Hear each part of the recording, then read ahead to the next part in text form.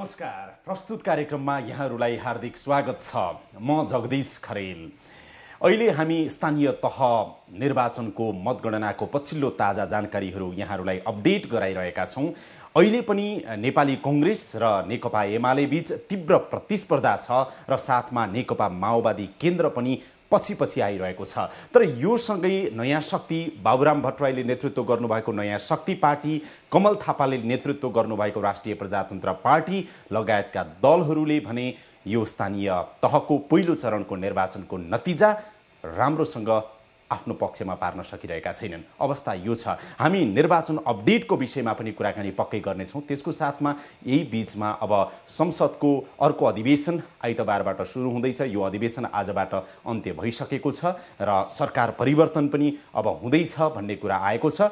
अहिलेको सरकारको नेतृत्व गरिरहनुभएका प्रधानमन्त्री पुष्पकमल दाहाल प्रचण्डले अब प्रधानमन्त्रीबाट राजीनामा दिने कुरा पनि आएको छ र यो सँगै प्रधानमन्त्रीको नेतृत्व चाहिँ सम्भवतः नेपाली कांग्रेसका सभापति शेरबहादुर देउवाले पनि गर्ने कुरा आइरहेको छ। र यही बीचमा अर्को थपिएको कुरा भनेको के छ भनेदेखि अब दोस्रो चरणको निर्वाचन जेठ 31 गते हुँदैछ र राष्ट्रिय जनता पार्टी लगायतका जो असन्तुष्ट राजनीतिक दलहरू छन् के उनीहरू जेठ 31 गतेको दोस्रो चरणको स्थानीय तहको निर्वाचनमा सहभागी हुँदैछन्? यो सरकारले, अहिलेको प्रचण्ड नेतृत्वको सरकारले के कति काम गर्यो वार्ताको लागि, संवादको लागि, निर्वाचनमा ल्याउनको लागि, र अब अर्को सरकार सम्भवतः जुन गठन हुनेवाला छ त्यसले कति काम गर्नुपर्ने छ, कसरी अगाडि बढिरहेको छ? समग्रमा मुलुकको राजनीति, निर्वाचन, सत्ता, सरकार कसरी अगाडि बढ्दैछ र परिवर्तित सन्दर्भमा परिवर्तित स्वरूप के कस्तो हुँदै जानेछ, म नेपाली कांग्रेसका एकजना प्रभावशाली नेता एवं नेपाल सरकारका भौतिक पूर्वाधार तथा यातायात मन्त्री रमेश लेखकसँग आज कुराकानी गर्नेछु। मन्त्रीज्यू, स्वागत छ। धन्यवाद। सन्चै हुनुहुन्छ? ठिकै छ। अलि सन्चो छैन, अलि रुगा लागिरहेछ जस्तो लागिरहेछ हैन? मन्त्री परिषद बैठक थियो आज, हो? हजुर। आजको मन्त्री परिषद बैठकले के निर्णय गर्यो? आजको मन्त्री परिषद बैठकले अब एउटा त यो मुद्दा फिर्ता लिने सम्बन्धी कार्यविधिमा संशोधन गर्ने भनेर भनेको छ र विभिन्न आन्दोलनहरूमा झुट्टा मुद्दा लागेका मानिसहरूको मुद्दा फिर्ता लिने कुरा गरेको छ। अब यसलाई चाहिँ त सबै मुद्दा फिर्ता लिइराखेको छ कि भन्ने खालले पनि बाहिर यता सुनिराखेको छ। त्यसो होइन। फेरि हाम्रो सुरुमै एउटा कुरा थियो कि कसैका माथि झुट्टा मुद्दा लागेको छ भने त्यस्तो फिर्ता लिने भनिएको थियो। त्यो सम्बन्धी निर्णय गरेको छ र अरू चाहिँ त त्यही निरन्तरका निर्णयहरू हुन्। कैलाली घटनाको सन्दर्भमा परेका मुद्दाहरूको के गर्नुभयो तपाईँहरूले मन्त्री परिषद? अनि त्यसमा कुनै यही मुद्दा फिर्ता लिने, यो घटनाको मुद्दा फिर्ता लिने भन्ने खालको केही पनि होइन। फेरि त्यसका लागि त चाहिँ त एक-एकवटा घटनाका बारेमा बेग्लै विश्लेषण गरेर घटनाका बारेमा निर्णय गर्ने कुरा पछिका कुरा भए। त्यसका लागि आयोगहरू बनेका छन्। ती आयोगहरूले के प्रतिवेदन दिन्छन् त्यो पनि हेर्ने कुरा भयो। अहिलेको कुरा भनेको के हो भने मुद्दा फिर्ता सम्बन्धी जुन कार्यविधि छ त्यो कार्यविधिमा संशोधन गर्ने भनेर भनिएको हो र त्यसको पनि एउटा सैद्धान्तिक निर्णय गरिएको हो। त्यो कार्यविधि संशोधन गर्ने गरी कानुन मन्त्रालय सम्बन्धित मन्त्रालयलाई निर्देशन दिने भनेर सैद्धान्तिक निर्णय गरिएको छ। कस्ता मुद्दा फिर्ता गर्ने, कुन मुद्दा फिर्ता गर्ने, मैले यो त सबै बुझिनँ, तर अलिकति सोध्न चाहेको नि त्यो कैलाली मुद्दा घटनाको सन्दर्भमा परेको मुद्दामा के हुन्छ मन्त्रीज्यू? मैले त्यही आग्रह गर्दैछु नि त। कैलालीको घटना होस् अथवा चाहिँ त मधेस आन्दोलनको सन्दर्भमा भएका घटनाहरू हुन्, ती घटनामा कुनै मुद्दा झुट्टा ढङ्गले चलाइएको देखियो भने, भेटियो भने त्यस्तो मुद्दा फिर्ता गर्ने भनेको सारमा त्यो। भनेपछि कैलाली घटनाको मुद्दा फिर्ता हुने भन्ने स्पष्ट छैन? छैन। त्यस्तो होइन। झुट्टा मुद्दा फिर्ता लिने भनिसकेपछि त कुनै मान्छेका माथि झुट्टा रूपले अथवा राजनीतिक प्रतिशोधपूर्ण ढङ्गले मुद्दा चलाएको छ भने फिर्ता लिने भने हो नि। अपराधकै घटना भएको छ र त्यो घटना चाहिँ त सत्य तथ्य हो र घटनामै संलग्न मान्छेहरूमाथि मुद्दा चलाएको छ भने त त्यस्तो फिर्ता हुँदैन। झुट्टा मुद्दा भन्ने स्पष्ट शब्दावली प्रयोग भएको छ र झुट्टा मुद्दा भनेको कुनै व्यक्ति त्यो घटनामा संलग्न छैन अथवा उसलाई कुनै राजनीतिक प्रतिशोधले अथवा अरू कुनै कारणले झुट्टा तौरले मुद्दा चलाइएको भेटियो भने त्यस्तो फिर्ता गर्ने भने हो। गम्भीर अपराधका घटनामा को मुद्दा फिर्ता हुने छैन अथवा माफ हुने छैन भनेर बुझ्दा हुन्छ? होइन, मैले भनिहालेँ नि त, झुट्टा मुद्दा फिर्ता हुन्छ। अब स्थानीय तह निर्वाचनको नतिजा त तपाईँ पनि अपडेट गरिराख्नु भएको छ, भइराख्नु भएको छ आफू।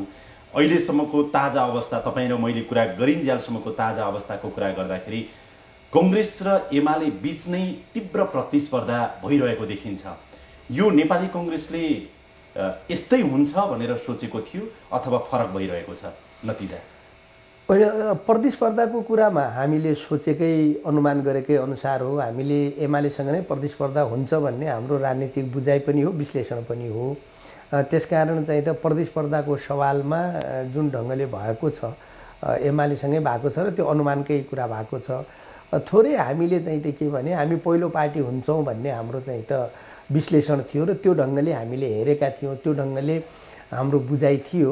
तथापि चाहिँ त अब दोस्रो चरणको निर्वाचन भइसकेपछि हामी पहिलो पार्टी हुन्छ भन्ने कुरामा त सन्देह रहेन। अहिलेको जुन प्रतिस्पर्धा छ त्यसले देखेको छ हामी सम्पूर्णतामा पहिलो हुन्छौँ। अहिलेको उपलब्धि जुन छ, अहिलेको नतिजा तपाईँ सन्तुष्ट नै हुनुहुन्छ?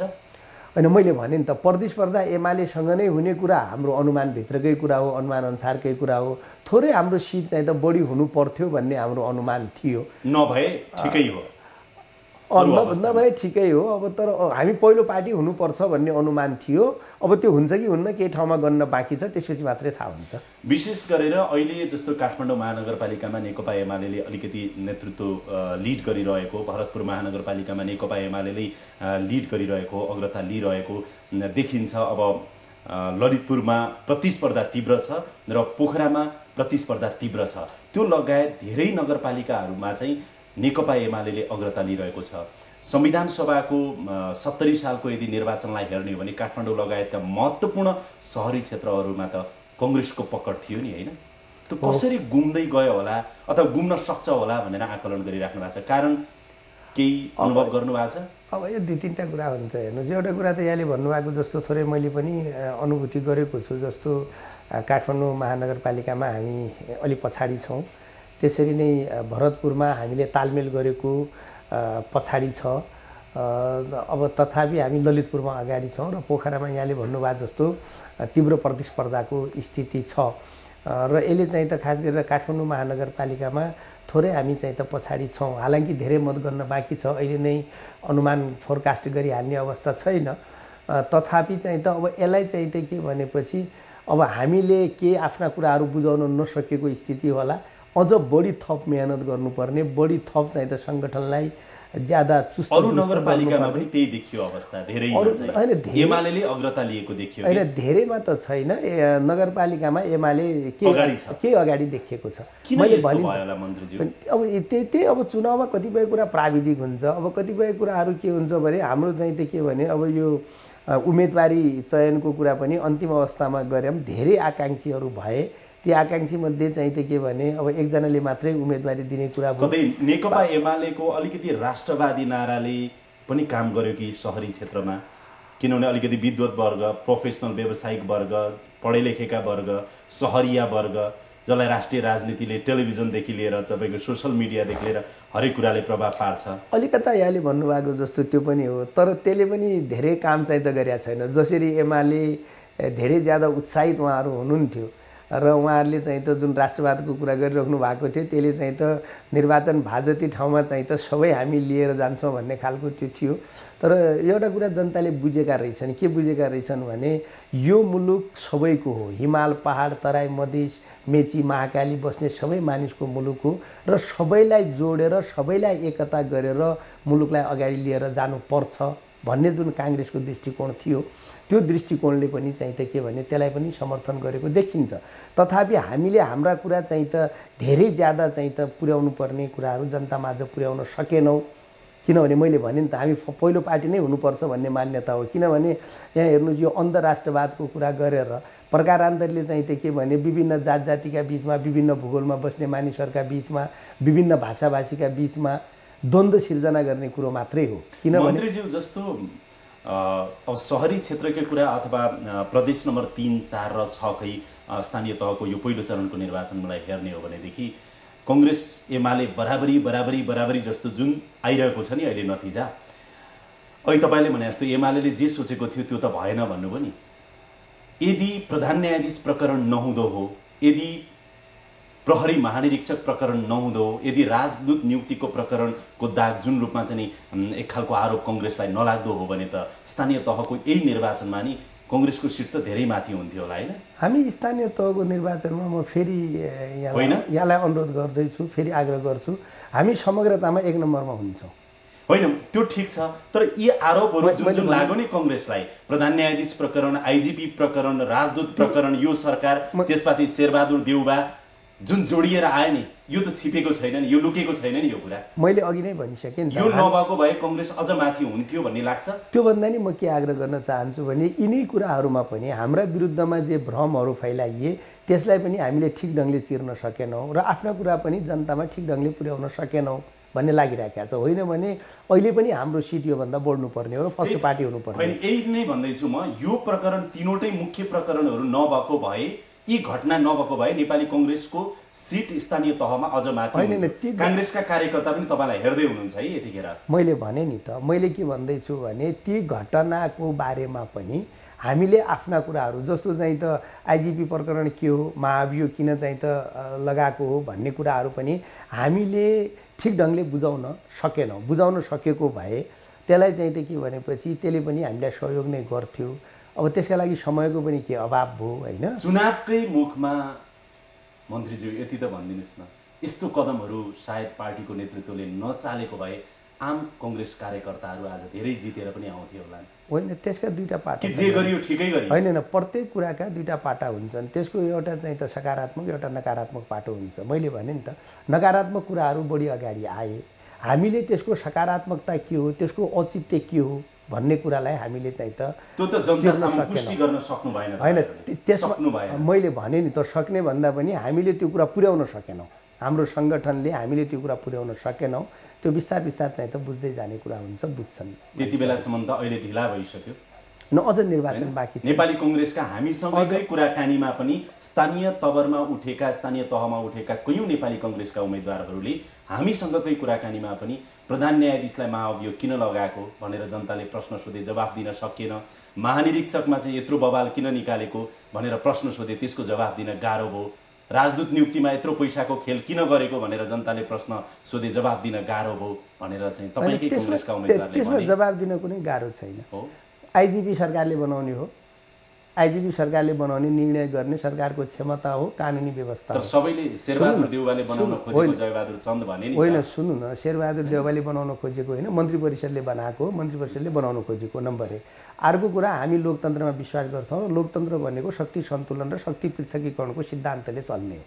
त्यसो भएको हुनाले सरकारले गरेका निर्णय, तपाईँ भन्नु होला त्यसपछि लगत्तै म तपाईँको कुरालाई यही रोक्दै के भन्छु भने, स्वयं गृहमन्त्री विमलेन्द्र निधिले मसँगकै कुराकानीमा, सायद उहाँ हेरिराख्नु भएको भए पनि देख्नुहुन्छ, जयबहादुर चन्दलाई बनाउने न गृह मन्त्रालयको सोच थियो, न सरकारको सोच थियो, दबाब स्वरूप बनाउने प्रस्ताव गर्नु पर्यो भनेर त उहाँले मसँगै भन्नुभएको छ। त्यसमा यसो छ नि त, हो, पार्टीभित्र जुन जे कुराहरू भए त्यसमा पार्टीभित्र एकरूपता हुन सकेन, एकमत हुन सकेन। हो, त्यही होइन। अब तपाईँले भनेरै मैले स्वीकार्नुपर्ने हुँदैन होला, होइन? कुरा के हो भने पार्टीभित्र जे पनि निर्णयहरू भए त्यसमा एकरूपता भएन, एकमत भएन र पार्टीभित्रैबाट त्यसका पक्ष विपक्षमा आवाजहरू उठे। त्यसले पनि थप भ्रम सिर्जना गर्यो र मैले भने नि त, हाम्रा विरुद्ध जे कुराहरू उठाइए त्यसलाई हामीले ठिक ढङ्गले चिर्न सकेनौँ र आफ्ना कुरा ठिक ढङ्गले पुर्याउन सकेनौँ, जसको मूल्य अहिले चुकाउनु पर्यो। त्यहाँनिर हाम्रो कमजोरी रह्यो। जसको मूल्य अहिले स्थानीय तह निर्वाचनमा केही हदसम्म चुकाउनु पर्यो। बिस्तार बिस्तार हामी यो कुरा बुझाउँछौँ, मानिस बुझ्छन् र अझ अहिले भएको स्थानीय तहभन्दा बढी सङ्ख्यामा निर्वाचन हुन बाँकी छ। ती निर्वाचनमा हामी अगाडि हुन्छौँ र नेपाली कांग्रेस पहिलो पार्टी हुन्छ। यो मेरो हजुरलाई आग्रह हो है? निश्चित हो, निश्चित हो। अब यो पहिलो चरणको निर्वाचनसँगै सरकार परिवर्तन हुँदैछ। हो, कहिले हुँदैछ मन्त्रीज्यू? सरकार अब झन्डै 2 हप्ताभित्र परिवर्तन हुन्छ।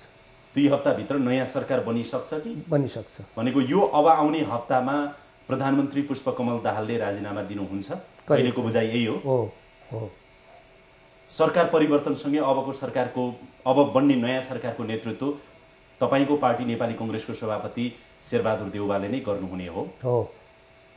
यो लिखित सहमति भएको छ रे? हो, हो हाम्रो बीचमा यो सरकार को गठन गर्दा अहिलेको जुन चाहिँ त गठबन्धन बनाइयो र यो सरकार बन्यो त्यो बेला केही आधारभूत विषयमा हाम्रा बीचमा सहमति भएका छन्। त्यो आधारभूत विषय भनेको के हो त भन्दा जुन धेरै चर्चा पनि भइसकेको छ, यो संविधानमा केही समसामयिक संशोधनहरू गरेर संविधानको सर्वस्वीकार्यता स्थापित गर्ने अथवा यसको स्वीकार्यतालाई वृद्धि गर्ने अथवा चाहिँ त तराई मधेसमा आधारित दलहरूले जुन असन्तुष्टि अभिव्यक्त गरेका छन् उहाँहरूलाई पनि चाहिँ के भने सम्बोधन गरेर तराई मधेसका भावनालाई पनि समेटेर यो संविधानलाई हिमाल पहाड तराई मधेस सबै मानिसको साझा सम्पत्तिका रूपमा स्थापित गर्ने भन्ने एउटा एजेन्डा हो, राजनीतिक एजेन्डा, जसमा हामी अगाडि बढेका छौँ। अर्को राजनीतिक एजेन्डा हो यो संविधानको कार्यान्वयन गर्ने र संविधानको कार्यान्वयन भनेको निर्वाचनका मार्फत गर्ने भनेको, निर्वाचन गर्ने भनेको स्थानीय तह र यो अवधिभित्रमा अहिलेको व्यवस्थापिका संसदको अवधिभित्रमा तिनै तहको गर्ने भनेको। त्यसमा पनि हामी अगाडि बढिसक्यौँ। स्थानीय तहको निर्वाचनका बारेमा भर्खरै हामीले चर्चा गरि नै सक्यौँ। भने तेस्रो कुरा के पनि त हो त भन्दा नेतृत्व चाहिँ त के भने आलो पालो गर्ने र नेतृत्व आलो पालो गर्ने क्रममा पहिले चाहिँ त नेकपा माओवादी केन्द्रका अध्यक्ष प्रचण्डजी प्रधानमन्त्री हुने कुरा थियो, उहाँ हुनुभएको छ र हाम्रो चाहिँ त आधारभूत सहमति भनेको वैशाख 1 गते नै चाहिँ त वैशाख 1 गते पहिला नै निर्वाचन गर्ने र वैशाख 1 गतेदेखि चाहिँ त शेरबहादुरजी प्रधानमन्त्री हुने भन्ने कुरा नै हो। एक महिना थप पाउनुभयो। तथापि निर्वाचन चाहिँ त अब कोसिस गर्दा गर्दै हामीले भनेको समयमा भएन, 1 महिना ढिलो भयो। तथापि अब निर्वाचन भइसके, प्रारम्भ भइसक्यो, आदिउदी भइ पनि सक्यो होइन। त्यसो भएको हुनाले अब नेतृत्व परिवर्तन गर्ने कुरामा जुन पहिला पूर्ववर्ती सहमति थिए त्यो सहमति अनुसार नै अगाडि बढ्ने हो। अब यही बीचमा नि मन्त्रीज्यू, जस्तो प्रचण्डको ठाउँमा शेरबहादुर देउवा प्रधानमन्त्रीको रूपमा आएर अरू मन्त्रीमण्डल यथावत रहने हो अथवा मन्त्रीहरू पनि हेरफेर हुने छन्, के छ? होइन, अहिलेको निश्चित कुरा के हो त भन्दाखेरि सरकारको कोलिसन यही कायम रहन्छ। कांग्रेस माओवादी तीनटा कुरा आग्रह गर्छु। कोलिसन यही कायम रहन्छ। नम्बर 1, यही कोलिसनमा नेतृत्व परिवर्तन हुन्छ, प्रधानमन्त्री परिवर्तन हुन्छन् र नेपाली कांग्रेसका सभापति शेरबहादुर देउवा प्रधानमन्त्री बन्नुहुन्छ। दुईटा कुरा चाहिँ त स्पष्ट छ। अब मन्त्री को हुने भन्ने कुराका बारेमा अहिले यही मन्त्री हुन्छ अथवा को मन्त्रालयमा को मन्त्री हुन्छ अथवा कुन पार्टीले लिन्छ भन्ने कुरामा अहिले कुनै चाहिँ त त्यस्तो सहमति समझदारी निर्णय भएको छैन। त्यसका बारेमा जे पनि हुन सक्छ। मैले सिधा नै ठाडो सोधे, तपाईँ मन्त्री रहनुहुन्छ अथवा रहनुहुन्न? हैन, मैले सबैमा लागू हुन्छ। मैले भनिहालेँ नि त, म मन्त्री रहने र नरहने कुरा ठेगान छैन। ठेगान छैन भने विजय गच्छेदार पनि यो अलायन्समा हुनुहुन्छ? अब हुनुहुन्छ। अहिलेसम्मको अन्डरस्ट्यान्डिङ विजय गच्छेदार हुनुहुन्छ, नेकपा संयुक्त छ, त्यसरी नै चाहिँ त अरू पार्टी चाहिँ त जस्तो अब अरू अहिले जुन मन्त्री हुनुहुन्छ सानो पार्टीबाट उहाँहरू हुनुहुन्छ। यो कोलिसन, यो गठबन्धन कायम रहन्छ। यो एउटा शंका के आएको थियो भने बीचमा खैर त्यो चिरिँदैछ भन्ने त देखियो। नेकपा एमाले माओवादी केन्द्रका अध्यक्ष प्रचण्डलाई, जो अहिले प्रधानमन्त्री हुनुहुन्छ, उहाँलाई नै भरथेक गर्छ। अब कम्युनिस्ट फेरि एकै हुन्छन्। कांग्रेसलाई अलिकति चाहिँ नि पछाडि धकेलेर भए पनि प्रचण्ड नेतृत्वकै सरकार कन्टिन्यू हुन्छ कि भन्ने आशंका पनि केही हप्ता अघिसम्म पनि थियो। हैन, हेर्नुस्, बडो तपाईहरुको त अहिले त आत्मीयता त बडो गजबको रहेछ, राम्रो रहेछ। होइन, यो इमानदारीता पनि भएछ। सहमति होइन, इमानदारीता हुनु पर्यो नि त। संसार हेर्नुस् विश्वासमा चलेको हुन्छ। राजनीतिमा पनि अविश्वास गर्ने, धोका दिने कुरा धेरै बढी छन्। हुँदैन, गर्नुहुन्न, तर धेरै बढी छ। हामीले के विश्वास गरेका छौँ भने हाम्रो जुन सहमति भएको छ त्यसमा कुनै पनि धोका हुँदैन। हामी त्यसमा प्रष्ट छौँ, हामी विश्वस्त छौँ। र एउटा कुरा यहाँलाई म आग्रह गर्न चाहन्छु कि यही विश्वासका कारणले नेपाली कांग्रेस जीवित छ। यही विश्वासका कारणले नेपाली कांग्रेसको साग बढ्दो छ।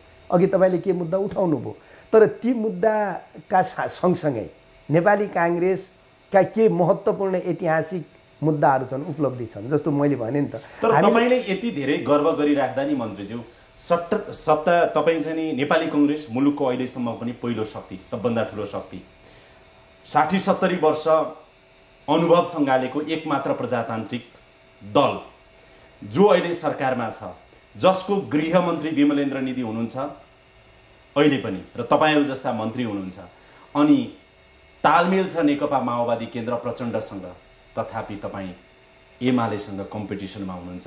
सोचिराख्नु भएको छ कि हामीले त कहाँ एमालेलाई तह लगायौँ नि बराबरीमा आयौँ पो भनेर गर्व गर्नुहुन्छ कस्तो दिन आयो मैले त्यसो भनेको छैन भन्नुस् त मैले त्यसो भनेको छैन मैले के भने गर्व गर्ने दिन आयो होइन सुन्नु न मैले त्यसो भनेको छैन मैले एउटा अब एमाले के पनि होइन त्यसकारण एमाले कहीँ जित्दैन भनेर त्यसै गफ गर्नु पनि भएन नि त एमाले पनि महत्त्वपूर्ण पार्टी हो ठुलो पार्टी यत्रो धेरै शक्ति तपाईहरु एकातिर लाग्दा र एमाले अर्कोतिर लाग्दा पनि बराबरी भयो नि मन्त्रीज्यू होइन बराबरी जस्तो भनौँ न प्रारम्भिक होइन एकातिर एमाले एकातिर अरू जम्मै एकातिर कहाँ भएको छ त एमाले र राप्रपाको पनि गठबन्धन छ कुनै कुनै ठाउँमा एमाले काङ्ग्रेसको पनि स्थानीय स्तरमा गठबन्धन भएको छ आजको दिनमा नेपाली कांग्रेसले माओवादी केन्द्रसँग तालमेल गर्नुपर्ने अवस्था आयो तथापि तपाईहरु एमालेलाई जित्न त अझैसम्म पनि सकिराख्नु भएको छैन हैन सुन्नु न राजनीतिमा हैन राजनीतिमा तालमेल हुन्छ एमालेले पनि राप्रपासँग तालमेल गर्नुपर्ने अवस्था आयो नि हैन एमालेले जे गर्यो कांग्रेसले त्यही गर्नुपर्छ भन्ने त होइन मैले त्यो भनेको छैन नि त राजनीतिमा तालमेल हुन्छ र फेरि अहिलेको स्थिति जुन छ नि हामीले के पनि बुझ्नु जरुरी छ भने हामी कस्तो पद्धतिमा गएका छौं त भन्दा अहिले पनि व्यवस्थापिका संसदमा कसैको बहुमत छैन हो र हामीले जुन निर्वाचन पद्धति अपनाएका छौं त्यो पद्धतिले भविष्यमा पनि एउटै पार्टीको बहुमत आउने सम्भावना कमजोर छ अथवा नगण्य छ है अब यस्तो बेलामा त तालमेल त राजनीतिक दलहरुका बीचमा अपरिहार्य छ र यो तालमेल मात्र हैन गजबको आत्मीयता पनि देखियो के तपाईको पार्टी सभापति शेरबहादुर देउबा र अहिलेका प्रधानमन्त्री पुष्पकमल दाहालको हेर्नुस् त राष्ट्रको प्रधानमन्त्री कुनै पार्टीको अध्यक्ष अनि सबभन्दा ठूलो पार्टीको सभापति शेरबहादुर देउबा भरतपुर गएर एउटै सभामा भाषण गरेर भोट माग्दाखेरि पनि रेणु दाहाल धेरै पछाडी देवी गेवाली मेयरको लागि धेरै अगाडि हुनुपर्ने अवस्था आयो यो त सोच्नुपर्ने विषय हो सारा राज्यको शक्ति त्यहाँ केन्द्रित गर्दाखेरि पनि तालमेलले त काम गरेन मन्त्रीज्यू गरिरहेको देखिदैन होइन यहाँले भन्नुभएको यहाँको विश्लेषण पनि आफ्नो ठाउँमा ठिक छ के भने कतिपय ठाउँमा तालमेलले काम गरिराखेको छैन त्यो सत्य हो त्यसका बारेमा चाहिँ के भने त्यसका के अरू पाटाहरू पनि छन् जस्तो हामीले अलिकता हाम्रो प्राविधिक अथवा प्रशासकीय भनौँ अथवा अलिकता राजनीतिक कमजोरी कहाँनिर पनि रह्यो भन्दा तपाईको पार्टी सभापतिको पुतला दहन भयो हैन तपाईकै कार्यकर्ता मार्फत म भन्दैछु सुन्नु जिल्लामा म भन्दैछु सुन्नुस् न यो तालमेल चाहिँ त अलिकता हामीले चाहिँ त समयमा गर्न सकेनौं तालमेल कब गर्यो त भन्दा वास्तवमा उम्मेदवार तालमेल गरेको पार्टी सुन्नु न हैन पार्टीको होइन सुन्नु न मैले भने नि त राजनीतिमा तालमेल हुन्छ एमाले को पनि तालमेल भएको छ कांग्रेसको भएको छ माओवादीको भएको छ सबैको भएको छ नि त र कांग्रेस र माओवादी त सरकारमा छन् नि त होइन सरकारमा सँगै बस्दै गरेको पार्टी कुनै कुनै ठाउँमा फेरि देशभरिमा सारा तालमेल भएन नि कुनै कुनै ठाउँमा तालमेल गरेर जाँदा त्यसलाई चाहिँ त साह्रै खराब भएको भन्न सकिन्न भन्नुहुन्न तथापि के कमजोरी रह्यो त भन्दा हामीले उम्मेदवार घोषणा गर्नुभन्दा पहिले तालमेल गर्नुपर्ने उम्मेदवार घोषणा गर्नुभन्दा पहिला त तालमेल गरेनौ बरु के गर्यो त भन्दा उम्मेदवारको नोमिनेसन गरिसकेपछि तालमेल गर्यो र त्यसलाई विथड्र गर्नुपर्ने स्थिति आयो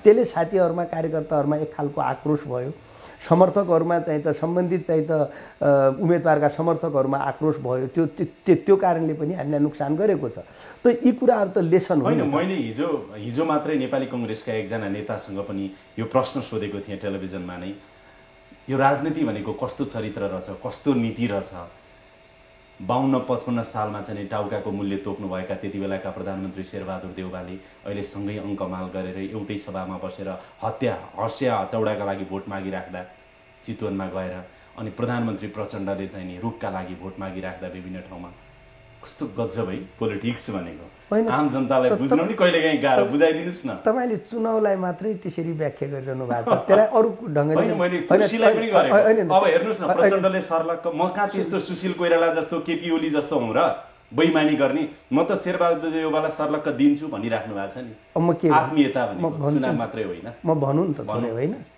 तपाईले अर्को एउटा पाटो पनि हेर्नु नि त हामी 52 सालदेखि 62 सालसम्म लड्यौं तपाईले भन्नुभयो ठिकै हो नेपाली कांग्रेसका मान्छे मारिए सबभन्दा बढी नेपाली कांग्रेसका मान्छे मारिए सबभन्दा बढी विस्थापित भयो अङ्गभङ्ग भयो तर त्यसपछि हामी सँगै मिलेर शान्ति प्रक्रिया प्रारम्भ गरेको हो नि सँगै मिलेर यो देशमा शान्ति ल्याएको हो नि त होइन त्यति मात्रै होइन सँगै मिलेरै चाहिँ त के भने अन्तरिम संविधान बनाएको हो नि त बना होइन र अनि सँगै मिलेर यो नेपालको संविधान पनि बनाएको हो नि होइन र सँगै मिलेर यो देशमा गणतन्त्र स्थापना गरेको सँगै मिलेर चाहिँ त यो देशमा संघीयता स्थापना गरेको सँगै मिलेर चाहिँ त लोकतान्त्रिक संविधान बनाएको होइन र भने त्यहाँनिर त मिल्न हुँदो रहेछ त। अनि त्यहाँनिर मिल्न हुने अनि चाहिँ त राजनीतिमा के अरे चुनावमा मात्रै तालमेल गर्न नहुने भन्ने फेरि हुँदैन कि अछुतको। तर तपाईँको कुरा चितवनको तपाईँकै काङ्ग्रेस कार्यकर्ताले त मानेन। मैले भने नि त त्यसका 2-3 वटा अरू पनि कारण छन्, 2-3 वटा अरू कारण छन्। मैले अघि नै भने तपाईहरु केन्द्रमा मिल्नुभयो तर तलको अवस्था त यो रह्यो भनेर खाली रूपमा मात्रै भोट हालेका कति छन्? त्यसमा मैले भने नि त, मैले के भने तालमेल गर्दाखेरि हामीलाई अहिलेको तालमेलले एउटा लेसन भएको छ। त्यो के हो त भन्दा जुन पार्टीसँग पनि तालमेल गर्ने हो त्यो समयमै गर्नुपर्छ, कमसेकम आफ्नो उम्मेदवारीको घोषणाभन्दा पहिला गर्नुपर्छ, स्थानीय तहका नेता कार्यकर्ताहरूलाई विश्वासमा लिनुपर्छ र उनीहरूलाई नै निर्णय गर्ने अधिकार दिनुपर्छ। यी लगायतका कुराहरू चाहिँ त अहिले हामीले अनुभूत गरेका छौँ र यस्ता कुराहरू घटनाहरूबाट सिक्दै जाने र आफूलाई सुधार गर्दै जाने कुरा हो। त्यसकारण चितवनको जुन घटना छ मैले भने नि त त्यही कुरा हामीले 2 हप्ता पहिला गरेको भए सम्भवतः यो हुँदैन थियो होला है। त्यसो भएको हुनाले त्यसरी आफूलाई करेक्सन गर्दै लिएर जाने हो। तर तालमेलै गर्नुहुन्न, तालमेलै हुँदैन भन्ने चाहिँ त होइन। फेरि तालमेल चाहिँ अलिकति असफल हो कि जस्तो देखियो। त्यो माओवादी र कांग्रेसको पनि एमाले र राप्रपाको तालमेल एमाले र राप्रपाको पनि जम्न धेरै सकेको छैन। मैले भने नि त तालमेल चाहिँ त के भयो त भन्दाखेरि तपाईले भन्नुभएको जस्तो त्यसको एउटा राजनीतिक पाटो पनि छ। राजनीतिक पाटो के छ त भन्दा स्थानीय तहमा चाहिँ त हिजो एकअर्कासँग लडेका भिडेका मानिसहरूका बीचमा चाहिँ त एकअर्कालाई सहयोग गरेर जानुपर्ने राजनीतिक अवस्था छ र अहिलेसम्म हाम्रो ट्रेन्ड के हो त भन्दा तालमेल नभएको र आफ्नै पार्टीलाई भोट हालिराखेका अभ्यस्तता हो हैन। एउटा त्यो राजनीतिक कारण पनि छ, यहाँले भन्नुभएको जस्तो पनि छ। फेरि त्यो छैन भन्दिनँ म। जस्तो हिजो माओवादीले दुःख दिएका काङ्ग्रेसका नेताहरू कार्यकर्ताहरू छन्, हिजो माओवादीले लखेटेर विस्थापित भएका छन्, अङ्गभङ्ग भएका छन्, मारिएका मानिसका परिवार छन् भने ती मान्छेहरूले सहज रूपले चाहिँ त तालमेललाई सकारात्मक रूपले हेर्न सकेनन्। पहिलो कुरा भयो। अर्को केही पक्ष कस्ता भयो त भन्दा हामीले तालमेल गर्दा समयमा गरेनौँ, उम्मेदवारी दिनुभन्दा पहिला गरेनौँ, उम्मेदवारी चाहिँ त दर्ता भइसकेपछि गऱ्यौँ, त्यसपछि फिर्ता गर्नुपर्ने परिस्थिति आयो। त्यसले जुन एउटा असहज वातावरण बन्यो, थोरै के राजनीतिक कारण र थोरै चाहिँ त यो चाहिँ त हामीले उम्मेदवारीलाई समयमा व्यवस्थित गर्न नसकेका कारणले यो तालमेलले चाहिँ त सही रिजल्ट नदिनेतिर देखा परेको छ। त्यस्तो अहिले अब यही बीचमा जस्तो तपाईँ पनि सहभागी रहनु भएको यो सरकारले केही राम्रा काम गर्यो, लोड सेडिङको अन्त्य गर्यो, जीडीपी ग्रोथ अहिले पनि वर्ल्ड ब्याङ्कले भनिरहेको छ 7.5 पुग्यो कि भन्ने, र संविधानको कार्यान्वयन गर्ने एउटा महत्त्वपूर्ण सुरुवात नै निर्वाचन थियो। निर्वाचन पनि एउटा घोषणा गरिकन तपाईँले निर्वाचन गराउनु भयो वैशाख 31 को र मतगणना अहिले भइरहेको छ, नतिजा आइरहेका छन्। दोस्रो जेठ 31 गते छ। केही महत्त्वपूर्ण कामहरू पक्कै पनि भएका छन्। अब तर यही बीचमा अर्को चिन्ताको विषय आम जनतामा के छ भनेदेखि जेठ 31 गतेको निर्वाचन हुने कुरा र त्यो हुने कुरामा पनि असन्तुष्ट जस्तो राष्ट्रिय जनता पार्टी लगायतका दलहरू जुन छन् नि, असन्तुष्ट दलहरू जो चाहिँ संशोधन पछि निर्वाचन भनिरहेका छन् अथवा उनीहरूको असन्तुष्टि कायमै छ, निर्वाचनमा उनीहरू भाग लिन्छन् लिँदैनन् भन्ने कुराले चाहिँ नि अझै पनि अन्यल कायम भइरहेको अवस्थामा तपाईँ नेपाली कांग्रेसको तर्फबाट सरकारमा जानुभएको एउटा महत्त्वपूर्ण मन्त्री पनि हुनुहुन्छ, नेता पनि हुनुहुन्छ। यो हिसाबले अहिलेसम्मको ती राजनीतिक असन्तुष्ट राजनीतिक दलहरूसँगको वार्ता कहाँनिर पुर्याउँदै हुनुहुन्छ र दोस्रो सरकारलाई तपाईँहरू ह्यान्डओभर गर्दै हुनुहुन्छ? यहाँले महत्त्वपूर्ण विषयहरूमा प्रवेश गर्नुभएको छ। पहिलो कुरा त म यहाँलाई धन्यवाद पनि दिन चाहन्छु र आग्रह पनि गर्न चाहन्छु। यहाँले जुन भन्नुभयो यो सरकारले राम्रा कामहरू गरेको छ। म त्यसैमा के मात्रै थप्न चाहन्छु भने 8-9 महिनाको छोटो अवधिमा जुन ऐतिहासिक कामहरू भएका छन् त्यसलाई मूल्याङ्कन गर्नै पर्छ। के कमी कमजोरी त्रुटिहरू पनि भयो होलान्, तर यो जुन चाहिँ त आर्थिक वृद्धि देखिएको छ नि, यो मलाई लाग्छ इतिहासको एउटा चाहिँ त महत्त्वपूर्ण चाहिँ त उपलब्धि हो। किनभने त्यो पानी परेर मात्रै आर्थिक वृद्धि बढेको होइन, विभिन्न चाहिँ त राम्रा कामहरूले होइन। म आउँदैछु त्यसमा। त्यसरी नै तपाईँले लोड सेडिङका कुरा गर्नुभयो, त्यसरी नै स्वास्थ्यको क्षेत्रमा यो के अरे विकास निर्माणको क्षेत्रमा निकै चाहिँ त ब्रेक थ्रुहरू भएका छन् यो बीचमा। र त्यसकारण चाहिँ त जुन चाहिँ त पुँजीको चलायमान भयो, पुँजी जुन चाहिँ त पुँजी गाउँमा जनतामा गयो, विकासका गतिविधिहरू अगाडि बढे, त्यसले पनि चाहिँ त के भने आर्थिक वृद्धि बढाएको स्थिति छ। त्यसकारण चाहिँ त र सबैभन्दा महत्त्वपूर्ण काम के हो त भन्दाखेरि निर्वाचन भयो। निर्वाचन मैले यो सबै पृष्ठभूमिमा भने आज मेरो प्रश्न म आउँदैछु सुन्नु न तपाईले तपाईको व्याख्या भन्दा त मैले भनिदिइहालेँ नि अघि बुझे सबै कुरा भन्दै मैले धन्यवाद दिएँ त तपाईलाई धन्यवाद दिनुभयो मलाई खुसी लाग्यो सायद आम जनताले पनि तपाईलाई धन्यवाद यी कुराहरुमा दिनुहुन्छ होला तपाई र तपाई सहभागी भएको सरकारलाई अब असन्तुष्ट राष्ट्रिय जनता पार्टी लगायतका दलहरूलाई दोस्रो चरणको निर्वाचनमा सहभागी गराउने काम कहाँसम्म पुर्याउनु भएको छ तपाईहरुले म आउँदैछु त्यसमा हामीले यो सरकार मैले प्रारम्भमै भने नि त हामीले यो सरकार गठन गर्ने क्रममा यो गठबन्धन सरकार बनाउनका लागि बनाइएको गठबन्धन होइन राष्ट्रिय एजेन्डालाई राष्ट्रिय मुद्दा सम्बोधन गर्न बनेको त्यो भनेको संविधानको स्वीकार्यता विस्तार गर्ने र निर्वाचन गर्ने भनेको त्यो कुरामा आज पनि हामी प्रतिबद्ध भएर दृढतापूर्वक लागेका छौँ त्यो भनेको के हो त भन्दा तराई मधेसका भावनालाई पनि संविधानमा प्रतिबिम्बित गर्ने तराई मधेसमा आधारित दलहरू खास गरेर अहिले चाहिँ त तपाईले अघि नै भनिसक्नुभयो राष्ट्रिय जनता पार्टी र चाहिँ त संघीय गठबन्धनले जुन मुद्दाहरू उठाइराखेको छ त्यसलाई पनि सम्बोधन गर्ने गरेर संविधान संशोधनको विधेयक चाहिँ त व्यवस्थापिका संसदमा प्रस्तुत भएको छ अलिकति समय कम भएकोले मैले अलिकति सिधा सोध्न चाहे संशोधन पछि निर्वाचन या निर्वाचन पछि संशोधन होइन निर्वाचन संशोधनको प्रक्रिया अगाडि बढ्छ संशोधनको प्रक्रिया अगाडि बढ्छ समयमा निर्वाचन पनि हुन्छ भनेको संशोधनको प्रक्रिया अगाडि बढ्छ पास वा फेल के हुन्छ त्यो हेर्न बाँकी छ तर प्रक्रिया बढ्छ हैन पास पनि हुनुपर्छ किनभने अब मलाई पास हुनुपर्छ त तपाई पास गराउनै लाग्नुहुन्छ नि तपाईको त भएभरको शक्ति पास गराउनै लाग्छ मैले सोधेको के हो भनेदेखि संशोधनको छिनोफानो निर्वाचन अगाडि हुन्छ हो संशोधनको छिनोफानो निर्वाचन अगाडि हुन्छ संशोधन पास हुने गरेर हामी अगाडि बढ्छौँ बढिराखेका छौँ र 31 गते निर्वाचन हुन्छ त्यसमा असन्तुष्ट जो राजनीतिक दलहरू छन् राष्ट्रिय जनता पार्टी लगायतका संघीय गठबन्धन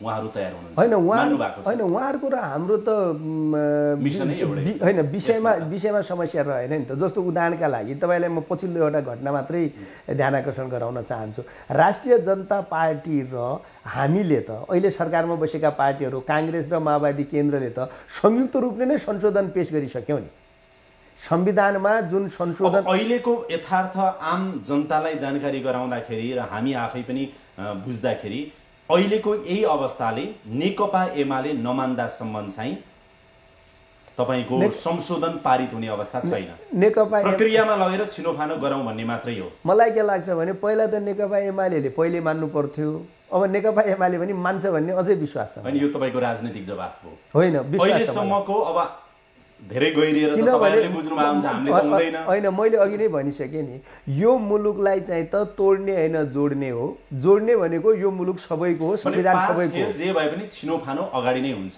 निर्वाचन अगाडि पासै हुन्छ भन्ने मलाई विश्वास छ र निर्वाचन अगाडि नै हुन्छ निर्वाचन अगाडि नै हुन्छ त्यो तपाईको विश्वास छ छिनोफानो चाहिँ निर्वाचन अगाडि हुन्छ भनेर आम जनताले बुझौं हुन्छ र निर्वाचन अब यो संख्या जुन छ नि मन्त्रीज्यू जस्तो अहिले 744 स्थानीय तहको संख्या छ अब स्थानीय तह चाहिँ थप्ने भन्ने कुरा आएको छ हो त्यो वर्कआउट भइरहेको हो थप्नुहुन्छ थप्नु पर्छ यो संविधान अनुकूल हुँदैन भन्ने पनि कुराहरू छ नि त संविधानको मर्म विपरीत छ सुन्नु न हो यस्तै हो कि अब यो यसै भ्रमपूर्ण कुराले चाहिँ त नुक्सान गर्छ म के आग्रह गर्न चाहन्छु भने हामी कहाँ 4000 स्थानीय निकाय थियो हैन 4000 स्थानीय निकायलाई हामीले 744 मा ल्याछौं हैन त्यो 744 लाई 800 गर्दा आकाश खस्छ यदि 800 गरेर देशमा शान्ति हुन्छ सबैका भावना समेटिन्छन् संविधान ठीक ढंगले क्रियाशील हुन्छ कार्यान्वयन हुन्छ भने त्यो 800 गर्दाखेरि कहाँनिर आकाश खस्छ र धरती चिरिन्छ ठिकै हुँदैन अब संविधान त्यसकारण 4000 स्थानीय निकायलाई 800 मा ल्याउने कुराले 744 गर्ने कुरा र 800 गर्ने कुराका बीचमा के अन्तर छ के समस्या छ हो कानुनी पाटाहरू त हैन कानुनी पाटा कहीँ छैनन् कहिलेकाहीँ राजनीतिक हैन संविधानमा सुन्नुस् न संविधानमा 744 हुन्छन् भनेर कहीँ लेख्या छैन 744 स्थानीय तह हुन्छ भनेर कहीँ लेख्या छैन संख्या बढ्ने सम्भावना छ हैन संख्या बढाउनु पर्छ खास गरेर तराई मधेसमा चाहिँ त संख्या बढाउने कुरा उठेको छ त्यसलाई कुनै न कुनै रूपले सम्बोधन गर्नुपर्छ र तराई मधेस पनि नेपाल हो त्यहाँ बसोबास गर्ने मान्छे पनि नेपाली हुन् यो संविधानभित्र सबै अटाउनु पर्छ भन्ने धारणाका साथ अगाडि बढ्नु पर्छ अहिले अब पुष्पकमल दाहाल नेतृत्वको सरकार जहाँ तपाईँ पनि सम्मिलित हुनुहुन्छ नेपाली कांग्रेसको तर्फबाट यसले गर्ने भनेको चाहिँ अहिलेसम्म जति गर्यो यति मात्रै हो अब संशोधनको बाँकी प्रक्रिया चाहिँ शेरबहादुर देउबा नेतृत्वको जुन सरकार बन्दैछ त्यसले अगाडि बढाउने हो हो शेरबहादुर देउवाजी प्रधानमन्त्री बन्नुहुन्छ। उहाँ प्रधानमन्त्री बनिसकेपछि संशोधनको प्रक्रिया पनि अगाडि बढ्छ। हालांकि अहिले पनि उहाँ प्रधानमन्त्री बन्नुभन्दा पहिले पनि संशोधनका लागि आवश्यक छलफल कुराकानीहरू भइराखेकै छन्। यहाँलाई म आग्रह गर्न चाहन्छु। आजै तपाईँको वार्ता भइराख्दाखेरि पनि आजै प्रधानमन्त्री पुष्पकमल दाहालसँग राष्ट्रिय जनता पार्टी लगायतका गठबन्धनका नेताहरू बीच वार्ता भइराख्दाखेरि पनि पास हुने शर्तमा मात्रै है, संशोधन पास हुने शर्तमा मात्रै हामी चुनावमा जान्छौँ भन्नेसम्मको कुरा आएका छन्। होइन, उहाँहरूले पनि पास गर्नु भन्दै हुनुहुन्छ, हामी पनि पास गरौँ भन्दैछौँ। हाम्रा बीचमा कुनै अन्तर छैन। त्यो शर्तमा हाम्रा मुद्दा होइन, मुद्दा पनि भोलि गएर फेल भयो भने होइन उहाँहरू आउनु भएन। मैले भने नि त यसलाई यसरी बुझ्नुहोस् न। यसलाई यसरी कसरी बुझ्नुहोस् भने उहाँहरूले पनि पास गर्न खोज्नु भएको छ, हामीले पनि पास गर्न खोजेका छौँ। तर एमाले नभई गाह्रो छ पास हुन। के कुरा पास गर्ने भन्ने कुरामा पनि हाम्रा बीचमा मतान्तर रहेन। किन त भन्दा मैले यहाँलाई अघि पनि एउटा उदाहरण दिएँ के भने जुन व्यवस्थापिका संसदमा संविधान संशोधनको विषय विचाराधीन छ विधेयक, त्यसमा हामीले संयुक्त रूपले संशोधन हालिसकेका छौँ। भनेको मुद्दा पनि मिलिसकेका छन्, संशोधनका मुद्दा हाम्रा मिलिसकेका छन्। हामीले पनि पास गर्न खोजेका छौँ, उहाँहरूले पनि पास गर्न खोज्नु भएको छ भने त हाम्रो बिचमा त समस्या त छैन त। तपाईहरुले नि पास गर्न खोज्नु भएको छ, उहाँहरूले नि पास गर्न सुन्नु न, पास गर्न खोज्नु भएको छ, तर एमाले बिना पास हुँदैन भन्ने जस्तो देखिन्छ। एमालेले कुनै हालतले यसलाई पास हुन दिएन भने त्यसको जिम्मेवारी एमालेले लिनुपर्छ। एमालेले पास हुन दिएन भने, किनभने यो निर्वाचन भएन भने त त्यसको जिम्मेवारी सरकारले लिनु पर्यो। निर्वाचन त हुन्छ, निर्वाचन त हुन्छ, तर अघि तपाईले भन्नु यो राष्ट्रिय जनता पार्टी लगायतका गठबन्धनका दलहरूले भाग नलिएको चुनाव त फेरि तराईमा कसरी सफल हुन्छ? हैन, त्यति मात्रै होइन नि, त्यति मात्रै होइन। मैले भने नि त यो चाहिँ त के भने हिमाल पहाड र तराई मधेसका बीचमा द्वन्द्व सिर्जना गर्ने हो, सबैलाई समेटेर नलिएर जाने हो, आफ्नो चाहिँ त राजनीतिक अनुकूलताका आधारमा चाहिँ त नाराहरू बिछाएर समाजको विभिन्न तह तबकामा बसेका मानिसहरू, विभिन्न भूगोलमा बसेका जात जाति भाषा भाषीका मानिसहरूका बीचमा एउटा चाहिँ त सौहार्दता, एउटा संयमता र भातृत्वको भावना र एउटा चाहिँ त राष्ट्रिय भावनाको जागरण होइन कि एकअर्कालाई खेद्ने लखेड्ने खालका चाहिँ त वातावरण निर्माण गर्ने कुरा त राष्ट्रिय हित होइन नि त। राष्ट्रवाद भनेको के हो? राष्ट्रवाद भने राष्ट्रलाई बलियो बनाउने होला नि। राष्ट्रलाई बलियो बनाउने भनेको के हो? राष्ट्रमा बस्ने सबै वर्ग जात जाति धर्मलिङ्ग समुदायका मान्छेहरूलाई राष्ट्रिय मूलधारमा ल्याउने कुरा होइन र, सबैलाई बलियो बनाउने कुरा होइन र। त्यसकारण यो कुरो त एमालेले पनि बुझ्न जरुरी छ र एमालेले यदि यो कुरा बुझेन र संविधान संशोधनको मुद्दा पास हुन दिएन भने त्यसको जिम्मेवारी एमालेले बोक्नुपर्छ। इतिहासले त्यसको मूल्याङ्कन गर्छ। अन्तिममा जाँदा जाँदै अब पहिलो चरणको निर्वाचन त सम्पन्न भयो। अघि नै मैले तपाईँको सहभागितामा समेत रहेको यो सरकारले गरेका कामहरूको लागि त अघि नै धन्यवाद पनि मैले पनि व्यक्त गरिसकेँ। अब जेठ 31 गते दोस्रो चरणको निर्वाचन हुन्छ, तपाईँ ढुक्क हुनुहोस् भनेर प्रदेश नम्बर 1, 2, 5 र 7 का आम जनतालाई तपाईँ भन्न सक्नुहुन्छ यो अहिलेको सरकारको एउटा सहभागी मन्त्रीको हिसाबले? एकदम प्रष्टताका साथ तपाईँ मार्फत आग्रह गर्न चाहन्छु। ऐतिहासिक ढङ्गले निर्वाचन भएको छ, प्रारम्भ भएको छ पहिलो चरणको, अत्यन्त ज्यादा उत्साहका साथ भएको छ र यसै उत्साहका साथ यही चाहिँ त एउटा इतिहास निर्माण गर्ने क्रममा यो निर्वाचनले पूर्णता पाउँछ। जेठ 31 गते दोस्रो चरणको निर्वाचन हुन्छ, त्यसमा चाहिँ त कसैले दुविधा नबोके हुन्छ। त्यसको वातावरण शेरबहादुर देउवाको नेतृत्वमा बन्ने सरकारले बनाउँछ। म त तपाईँलाई के पनि आग्रह गर्न चाहन्छु भने यही पहिलो चरणको निर्वाचन भन्दा पहिला हप्ता 10 दिन पहिला पनि कतिपय नेताहरू त चाहिँ त निर्वाचन हुन्छ कि हुँदैन भन्दै हुनुहुन्थ्यो। त्यति मात्रै होइन, कतिपय नेताहरू त यो सरकारले निर्वाचन गरायो भने ल हामी पनि हेरौँला कहाँनिर हुन्छ निर्वाचन भन्दै हुनुहुन्थ्यो। तर निर्वाचन त भइसक्यो त। त्यसकारण आज पनि मान्छेलाई भ्रम छ, निर्वाचन हुँदैन भन्ने पनि छ, यो सरकारले सक्दैन, यो गठबन्धनले सक्दैन भन्ने पनि होला। तर त्यो सबै भ्रम अब समाप्त भएका छन्, किनभने जुन ऐतिहासिक महत्त्व बोकेर जुन उत्साहका साथ पहिलो चरणको निर्वाचन भएको छ यसले स्थापित गरिसकेका छ कि यो गठबन्धनले दोस्रो निर्वाचन गर्छ। यसरी निष्कर्ष निकालौँ, जेठ 31 गतिको निर्वाचनको लागि सम्पूर्ण वातावरण बनाउने सरकारको नेतृत्व शेरबहादुर देउवाले गरिसक्नुहुनेछ अनि जेठ 31 गते निर्वाचन हुनेछ र अहिलेका राष्ट्रिय जनता पार्टी लगायतका गठबन्धनका पार्टीहरू जो असन्तुष्ट रहनु भएको छ उहाँहरूले पनि यो वा त्यो बहाना अथवा कन्डिसन छोडौँ निर्वाचनमा सहभागी हुँदै हुनुहुन्छ हो। तपाईँले भन्नुभएको सबै कुरा ठिक हो, त्यसमा एउटा मात्रै थप्यो र त्यो निर्वाचन भइसकेपछि नेपाली काङ्ग्रेस पहिलो पार्टी हुन्छ। शुभकामना छ। Thank you so much. Thank you. हवस् त, यसका साथै अहिलेको लागि यो कार्यक्रम यहीँ बिट मार्ने अनुमति चाहन्छु। कार्यक्रम युनिटका सम्पूर्ण सहकर्मीहरूको साथमा मलाई पनि बिदा दिनुहोस्। नमस्कार।